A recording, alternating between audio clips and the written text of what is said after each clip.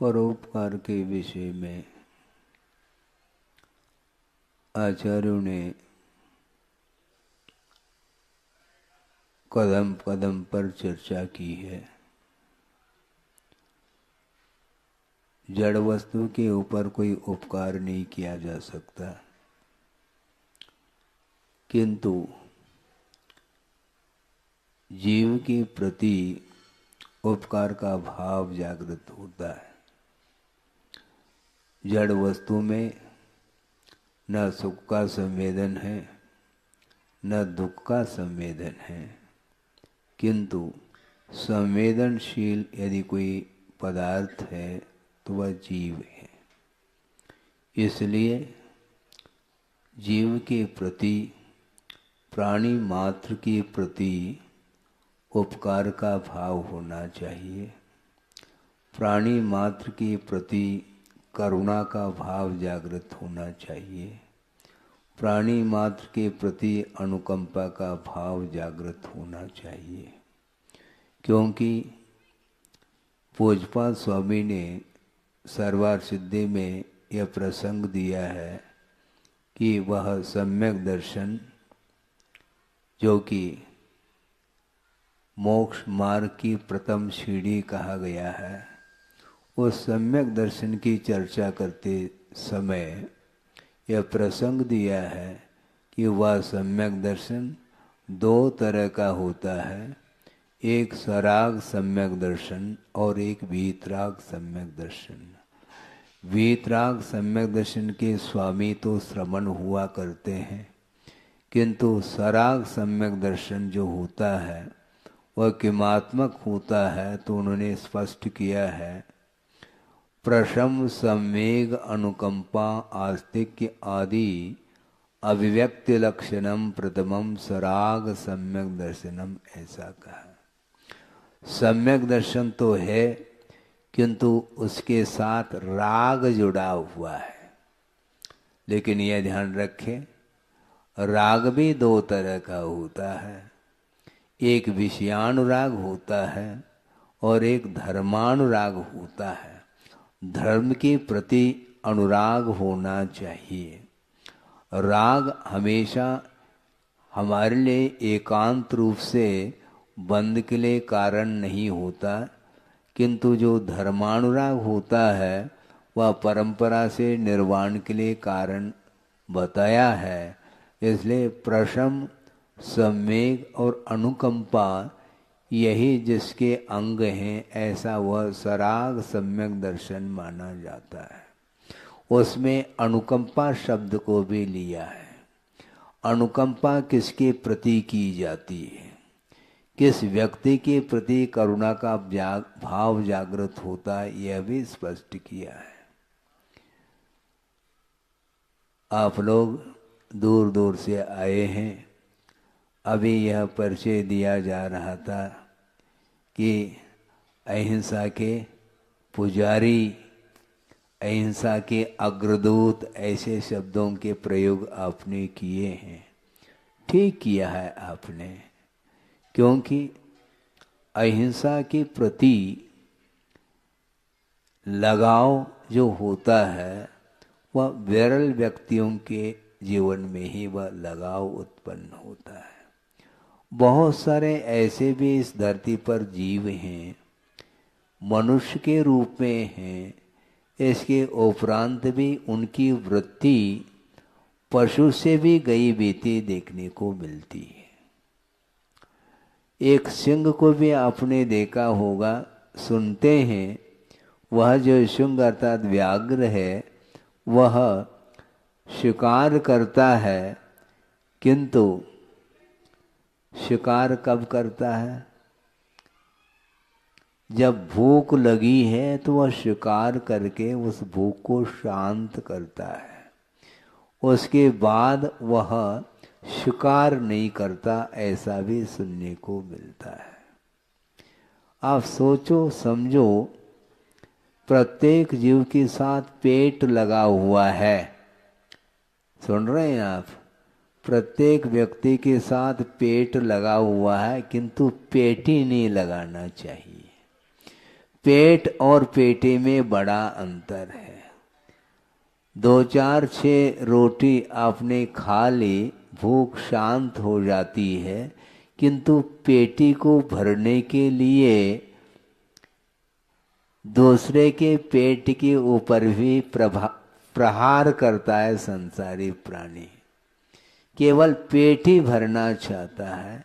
जीवन जीने के लिए आपको ये चाहिए कि जिस प्रकार मैं अपने जीवन को सुख और शांति के साथ व्यतीत करना चाहता हूँ, उसी प्रकार प्रत्येक जीव की यह इच्छा होती है।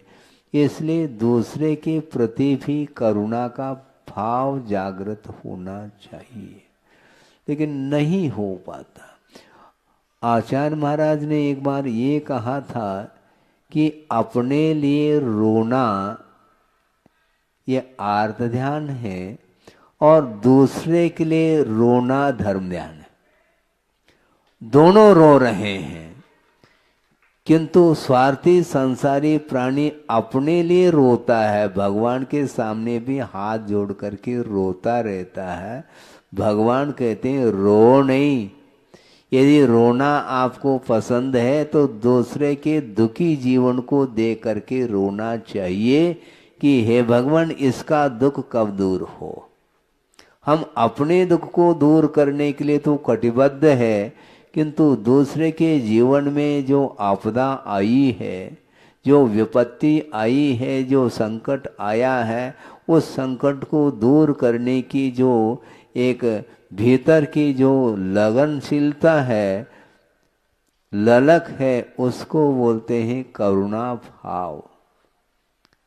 करुणा देखने को नहीं मिलती है, क्योंकि स्वार्थपरायण जीवन जीने वाला व्यक्ति वह कभी भी दूसरे के प्रति वह दया का भाव नहीं रख पाता, मात्र अपना अपना अपना सोचता है। जबकि अपना कोई नहीं है, वह सब सपना है। इसके उपरांत भी वो अपने जीवन को सुखमय बनाने के लिए यहाँ पर स्वर्ग उतर जाए, इस प्रकार का वह प्रयासरत रहता है। किंतु ये ध्यान रखो, शारीरिक जो श्वास है ऐसा कहा है। कहा तो है महाराज, ये सब शास्त्रों में कहा है, किंतु देखने को कहाँ मिल रहा है?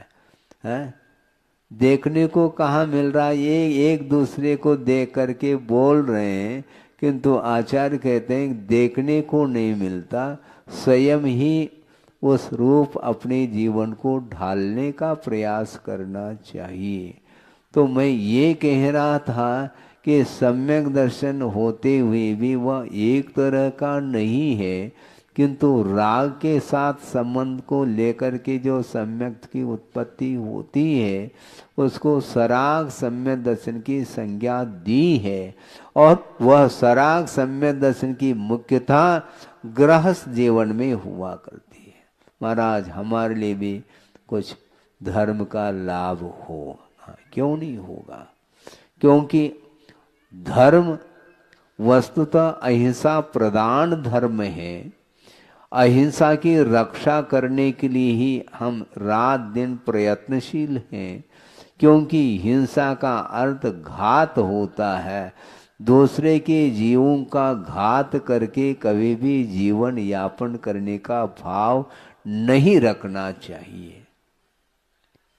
लेकिन होता क्या नहीं, मैंने पहले भी कहा था, गृहस्थ जीवन में अपने जीवन को व्यतीत करता हुआ वह चलता है, और ऐसा कोई भी कार्य नहीं होता जिसमें हिंसा नहीं होती हो। तो फिर महाराज, हिंसा से बचने के लिए हम करें क्या? अनुपात से हिंसा से बचने का उपक्रम कर लेना चाहिए। कोई भी व्रत छोटा और बड़ा नहीं होता, व्रत तो व्रत ही होता है। अपनी शक्ति के अनुरूप पालन करने का पुरुषार्थ कर लेना चाहिए। एक बहुत अच्छा संस्मरण याद आ गया मुझे, और गुरुदेव ने ही प्रवचन के दौरान कहा था, बल्कि उनके साथ वह घटित घटना है। वो क्या है? नैनागिरी की बात है और आहारचर्या का समय हुआ था। शुद्धि करके आचार्य महाराज आहार के लिए निकल गए। मंदिर में जाकर के वंदना की और निकल गए। और निकलने के उपरांत वहाँ पर जो श्रावकगण खड़े थे पड़गान के लिए, वहाँ पर किसी का पुण्य का उदय जागृत हुआ। सबका पुण्य का उदय नहीं है ऐसा नहीं कहना चाहता। सबका पुण्य का उदय होते हुए भी किसी एक के यहाँ ही तो एक साथ पड़गान हो सकता है। 150 भी मान लो श्रावक खड़े हैं पड़गान के लिए, इसके उपरांत भी एक के यहाँ ही आहार संपन्न होगा। तो एक श्रावक ने पड़गान करके भीतर ले गए और नवदा भक्ति करी। उसके उपरांत आचार्य महाराज खड़े हो गए आहार लेने के लिए, और उसी समय एक परिवार वहाँ पर आया जो बाहर का था, बाहर ही खड़ा था, किंतु निवेदन प्रार्थना कर रहा था गुरुदेव के प्रति कि भगवान बहुत दिन की मेरी भावना है आहार दान देने की, और इस भावना को आप पूर्ण करेंगे कृपा करके। तो आचार्य महाराज तो मौन खड़े होकर के आहार ले रहे थे। एक क्षण के लिए उनकी ओर दृष्टि जाती है और उन्होंने पुनः दोहराया कि महाराज बहुत दिन की भावना है, किंतु क्या महाराज, एक विकल्प मेरे मन में बार बार आता है, वो ये है कि मैं रात्रि भोजन का त्याग नहीं कर सकता। सुन रहे हैं आप? हाँ, मैं रात्रि भोजन का त्याग नहीं कर सकता, किंतु आहार देने की तो मेरी तीव्र उत्कंठा है। और गुरुदेव ने उनको देखा, निहारा, और उन्होंने मौन रूप से स्वीकृति दे दी मुस्कान के माध्यम से। लेकिन ध्यान रखो, अभी बहुत लंबी कहानी है, बहुत लंबा प्रसंग है ये, ताली नहीं बजाओ। रहस्य क्या है इसको समझो, सोचो। और उन्होंने इसलिए स्वीकृति प्रदान की थी, उन्होंने फेस रीडिंग किया था। वह ऐसा एक व्यक्तित्व था, पति पत्नी दोनों आए थे, उन्होंने देखा और परखा, और उन्होंने मन में ये सोचा कि इस ग्राहक को लौटाना नहीं चाहिए। क्या रहस्य होगा महाराज, जल्दी खोलो। खोल रहे हैं और बाद में वह रहस्य खुलेगा, क्योंकि मौन है। और उन्होंने मुस्कान दे करके उन्होंने मौन रूप से स्वीकृति दे दी, और उन्होंने शुद्धि बोल करके बड़े विनय अनुनय आदर भक्ति पूर्वक उन्होंने 1-2 ग्रास दिए। फिर बाद में क्या होता है, आहार सानंद संपन्न हुआ और आचार्य महाराज पुनः लौटने लगे। वहां पर थोड़ी बैठा जाता है। और लौट करके मंदिर की ओर जब निकल गए तो उनके साथ जो चौके वाले जितने भी मेंबर थे वे भी सारे के सारे उनके साथ हो गए पहुंचाने की दृष्टि से, और उसमें वो 2 व्यक्ति भी साथ हो गए थे। वहाँ पर जा कर के बैठ गए आचार्य महाराज, और वो दोनों व्यक्ति आकर के नमोस्तु किया उन्होंने और बैठ गए। और आचार्य महाराज ने उनकी ओर देखते हुए कहा कि देखो, तुम दोनों ने आहार दे दिया और मैं उस समय मौन था, इसलिए कुछ बोल नहीं सका। अब तो मैं बोल सकता हूं, महाराज आप जो कहो वो हम तैयार हैं, लेकिन रात्रि भोजन का हम त्याग नहीं कर पाएंगे। कोई बाधा नहीं, कोई बाधा नहीं। फिर कैसे करेंगे महाराज, आप क्या करते हो? तो उन्होंने कहा कि महाराज हम दोनों पति पत्नी गवर्नमेंट सर्वेंट हैं। हाँ ठीक है, उसमें भी कौन सा विभाग है, क्या करते हैं? कुछ नहीं, मैं तो डिप्टी कलेक्टर हूँ और ये श्रीमती जज हैं। आ गई बात समझ में? ये व्यक्तित्व उन्होंने पहले से ही पहचान ली थी, क्या व्यक्तित्व है इनके अंदर। उन्होंने बहुत अच्छा, बैठ जाओ, लेकिन ये ध्यान रखो रात्रि भोजन त्याग नहीं कर सको, कोई बाधा नहीं, क्योंकि आपके सामने समस्या है। समय पर कोर्ट जाना पड़ता है, समय पर जो है वह ड्यूटी देने पड़ती है, इसलिए कोई बाधा नहीं। लेकिन मैं आपके लिए जो नियम देना चाहता हूँ उसको तो लेना पड़ेगा। महाराज रात्रि भोजन त्याग को छोड़ करके आप जो दे दो उसके लिए हम मंजूरी देते हैं। अच्छी बात है, ऐसा करो। ऐसा कहा, ऐसा कहने का अर्थ क्या? कोई 5 लाख का दान देने के लिए कहा जा रहा है क्या? नहीं, ऐसे का अर्थ है 5 अनुव्रत अंगीकार करो। महाराज ये तो उससे भी कठिन है,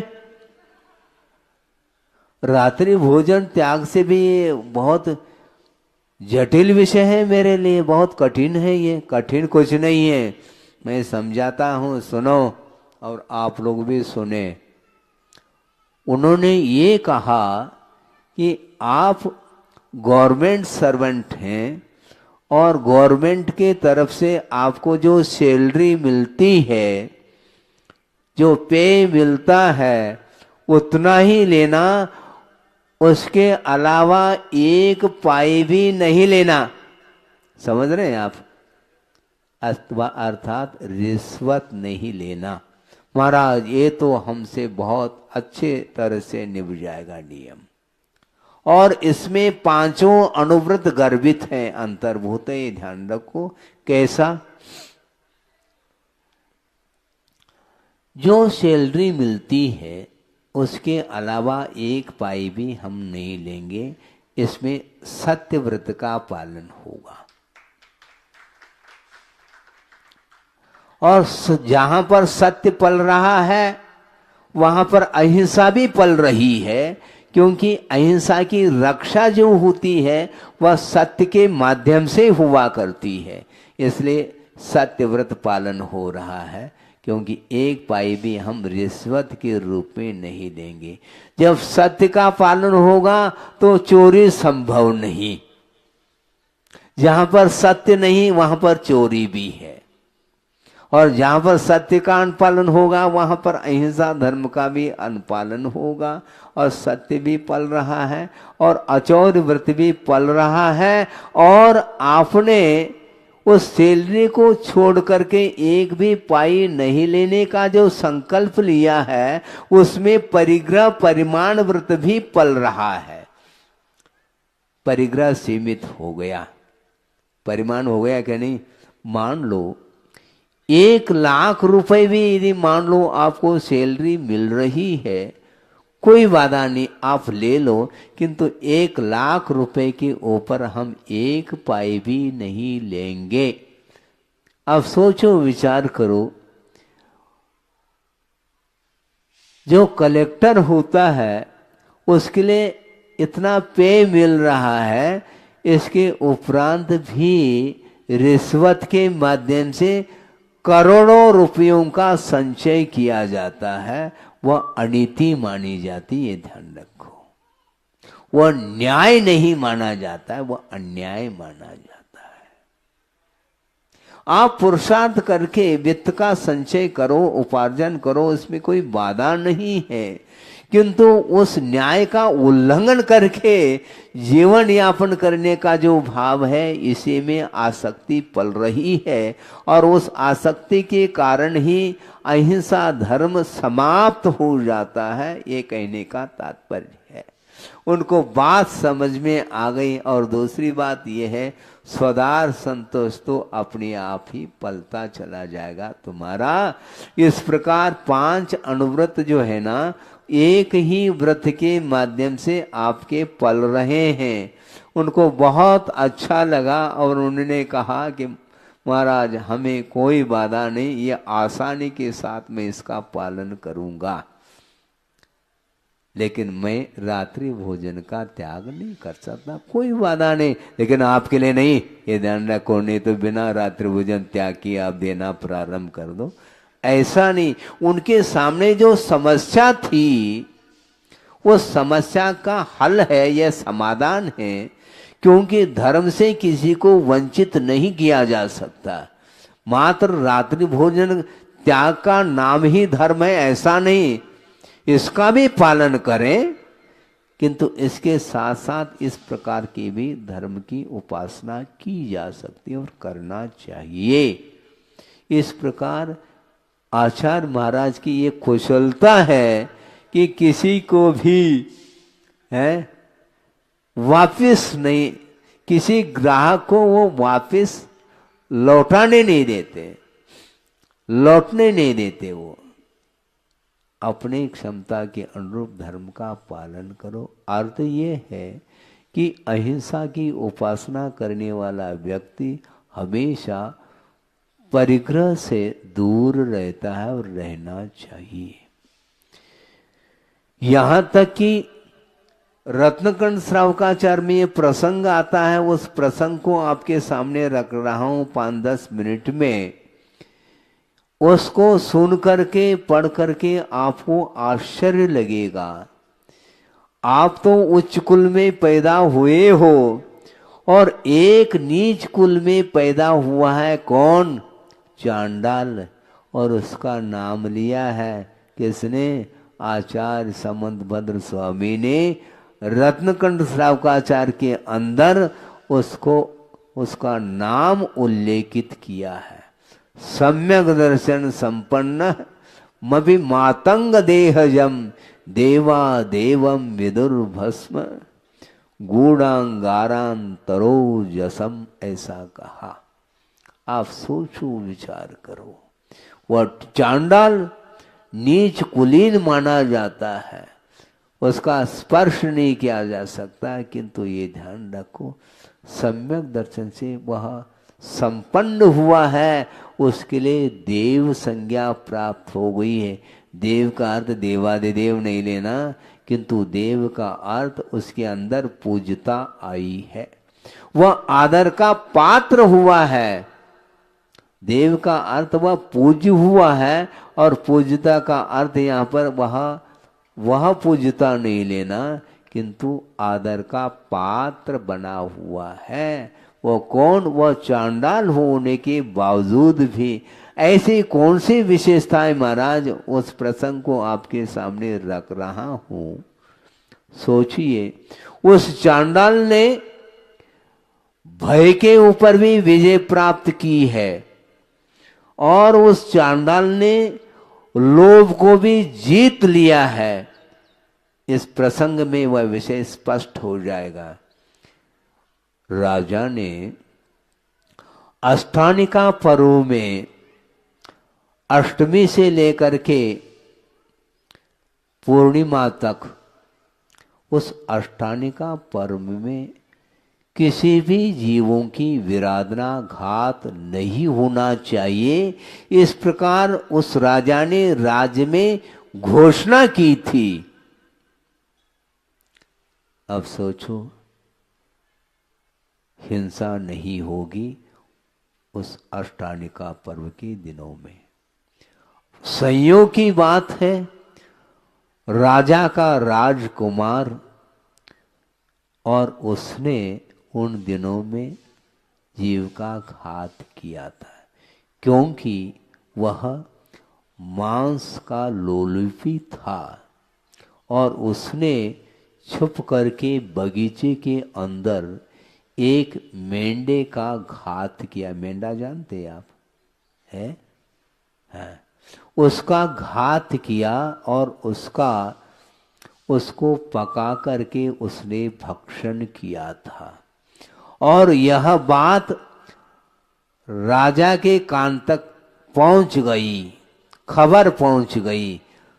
पहुंचते ही उसने राजा ने कहा, कौन है, उसको पकड़ करके ले आओ। तो वहां तक जो खबर पहुंची थी वह किसके द्वारा पहुंची थी? एक माली था उस बगीचे में, और उसने एक दिन पेड़ के ऊपर चढ़ा था और वहां से उसने उस राजकुमार ने जो मेंढे का घात किया था, वध किया था, उस कृत्य को उसने देखा था और उसने ही खबर पहुंचाई थी राजा के दरबार तक जाकर के। राजन, आपने घोषणा की थी अष्टानिका पर्व में घात नहीं करने का, किंतु आपके पुत्र ने ही घात किया। मेरे पुत्र ने? हाँ हाँ, आपके पुत्र ने। ऐसा हो नहीं सकता है। कैसा नहीं हो सकता है? हमने अपने आंखों से देखा है, प्रत्यक्षदर्शी मैं हूं। ऐसी बात है, उसको पकड़ करके ले आओ। और उसको ले गए। अब राजा ने कहा, क्या कहा? इसने राजा के आदेश का उल्लंघन किया है, यह एक अपराध किया और साथ साथ जीव की घात करने का अपराध किया। इसलिए इसको इस प्रकार छोड़ा नहीं जा सकता, ये महान अपराधी है, इसलिए इसको प्राण दंड दिया जाएगा। लेकिन देने वाला कौन है? कौन? हाँ, चांडाल, जल्लाद भी बोलते हैं उसको। और राजा ने कहा उस चांडाल को बुलाओ और अभी इसको प्राणदंड देना है। तो चांडाल को बुलाने के लिए राज्य की जो कर्मचारी थे, कोतवाल आदि, वहां पर पहुंच गए। कहां पर? जहां पर वह रहता था उसके घर पहुंच गए। और उन लोगों ने कहा, कहाँ है वो चांडाल, है क्या नहीं? तो उस चांडाल की पत्नी ने कहा, क्या कहा ये बाद में बताऊंगा, किंतु चांडाल ने अपनी पत्नी को सूचना दी थी कि कोई भी बुलाने के लिए आ जाए तो तुम ये कह देना कि वो बाहर गए हैं, अभी नहीं हैं। और वह छुप करके घर के भीतर ही बैठा था। और उस कोतवाल आदि आ गए बुलाने के लिए। उन्होंने कहा कि कहाँ है वो चांडाल? नहीं, वो बाहर गए हैं। अरे, वो अभागा है। आज यदि वह उपस्थित होता तो उसके वध के द्वारा राजा के माध्यम से उसको पुरस्कार मिल जाता, क्योंकि वह चांडाल है। वध करता तो उसके लिए इनाम मिल जाता राजा के माध्यम से। वह अभागा कहाँ चला गया? तो पत्नी के मन में लोभ जागृत हुआ। अच्छा, ऐसी बात है, वो बाहर गए हैं, बाहर गए हैं, ऐसा 2-4 बार बोल तो दिया, किंतु हाथ से संकेत कर दिया कि अंदर है। ये लोभ आ गया मन में। अच्छा, अंदर है, तो जा करके कोतवालों ने उस चांडाल को पकड़ लिया और राजा के पास खड़ा कर दिया।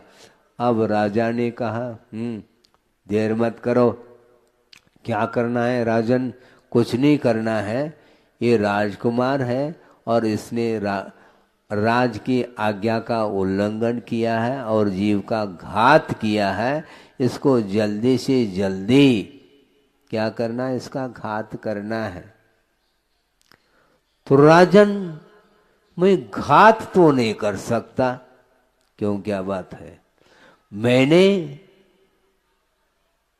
चतुर्दशी के दिन वध के त्याग का संकल्प लिया है। सोचो, विचार करो। इसके पीछे भी थोड़ा सा विषय और है, उसको भी आपके सामने रखूं।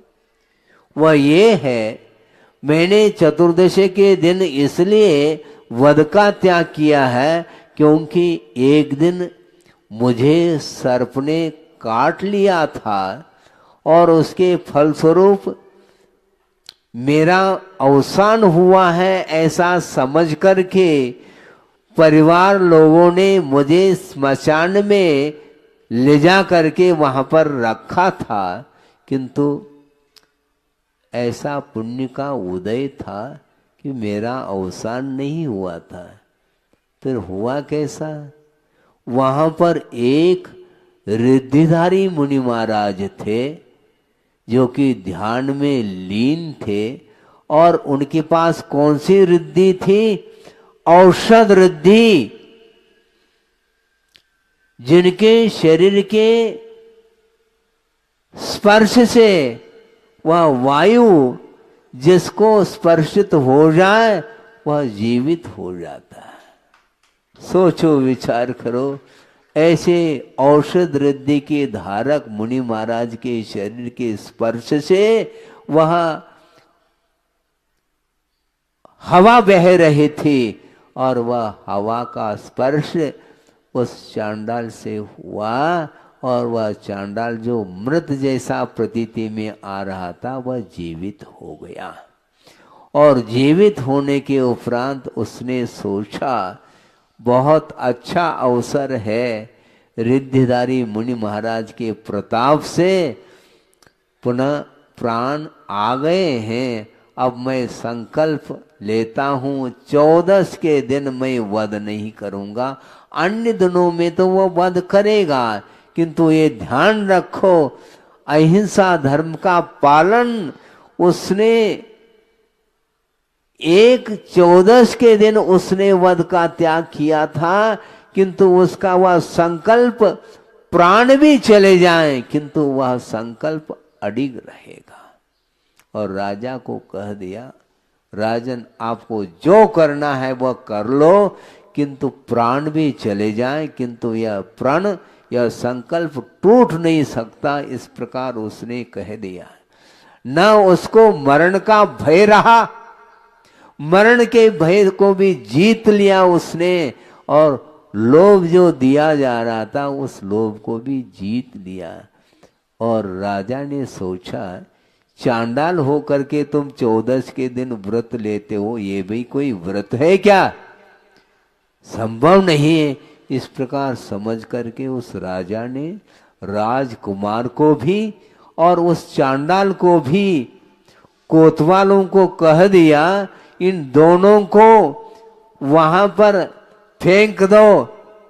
कहां पर? बोरी में बंद करो पहले और दोनों को ले जाओ और वहां पर फेंक दो जहां पर बड़े बड़े मगरमच्छ होते हैं, ऐसे तालाब में फेंक करके आ जाओ। तो उन दोनों को बांध करके ले गए और वहां पर जो ही फेंक दिया तो वहां पर बड़े बड़े जो मगरमच्छ थे वो सारे के सारे राजकुमार को तो नोच नोच करके खा लिया, किंतु वह जो चांडाल था उसकी रक्षा जल देवताओं ने कर ली। सोचो, विचार करो। सिंहासन कर लिया किसके लिए? चांडाल के लिए। उसकी जीवन की रक्षा कर ली। किसका प्रताप है ये? अहिंसा संयमो तवो देवावितस पणमंती जस धम्मे सया मनो धम्मो मंगल मुख्यटम अहिंसा संयमो तवो।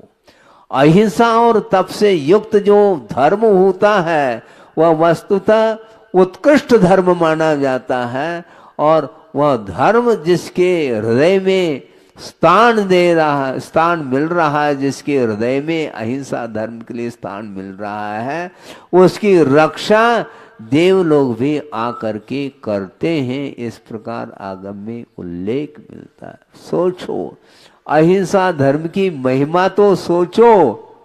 इसलिए आप लोगों को भी ये चाहिए, पशुओं की रक्षा करने के लिए आप लोगों को हरदम कटिबद्ध होना चाहिए।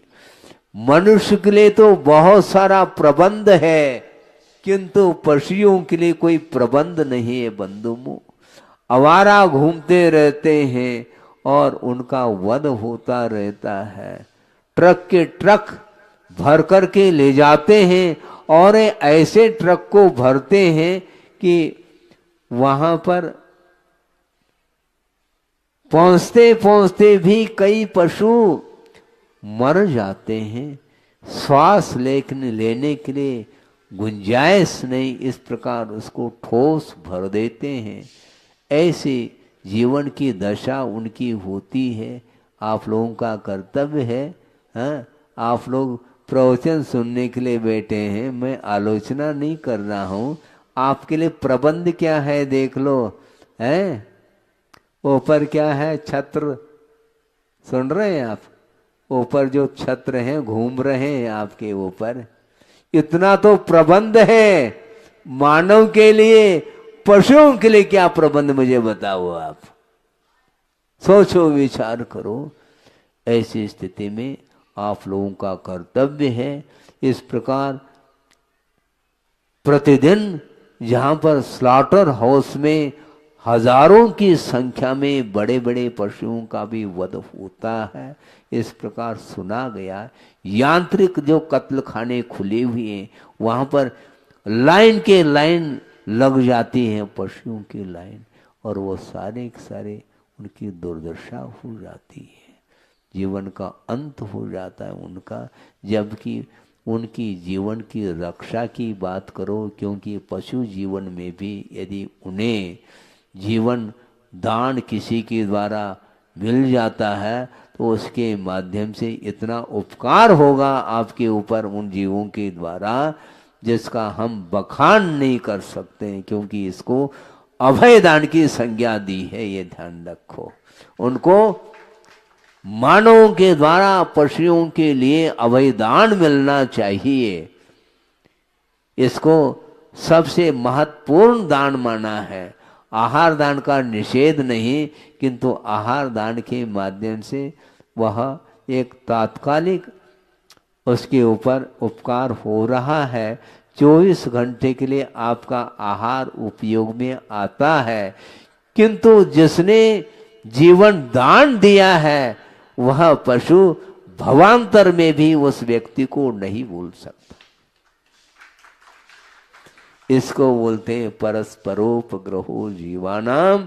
इसलिए प्रत्येक जीवों के प्रति अनुग्रह का भाव रखना चाहिए, आग्रह नहीं किंतु अनुग्रह करो। हाँ, स्वस्यात् सर्गो दानम अनुग्रहार्थम ऐसा कहा है। इसलिए पशुओं के प्रति करुणा का भाव जागृत होना चाहिए, क्योंकि वो मूक पशु हैं, वह कमाते नहीं, ये ध्यान रखो, और आप लोग कमाते हैं। वो कमाते नहीं, उनके लिए कोई रहने के लिए स्थान नहीं है, समय पर न उनके लिए अन्न मिल रहा है न पानी मिल रहा है। चरने के लिए चले जाते हैं जंगल मान लो, किंतु यदि दाना नहीं मिलता, चारा नहीं मिलता और पीने के लिए पानी नहीं मिलता है, भयानक गर्मी के दिनों में यत्र तत्र घूमते रहते हैं पशु और प्राण उनके निकल जाते हैं, उस ओर दृष्टि रखना चाहिए। सबसे महत्वपूर्ण तो अहिंसा धर्म है। और गुरुदेव ने कहा है कि इस अहिंसा धर्म की उपासना करने वाला जो जीव है वह, उसका अब कहना ही क्या है। सबसे बड़ा धर्म माना जाता है, अहिंसा परमो धर्म कहा है। इसलिए प्रत्येक जीवों की प्रति करुणा का भाव जागृत होना चाहिए। आपका समय हो चुका है, इसलिए अहिंसा धर्म की रक्षा के लिए गुरुदेव ने पूरे भारतवर्ष में उनकी प्रेरणा और उनकी मंगल में आशीर्वाद के माध्यम से जगह जगह गौशालाएं खुली हैं और उन गौ संरक्षण के लिए आप लोग कटिबद्ध हैं। और कौन से है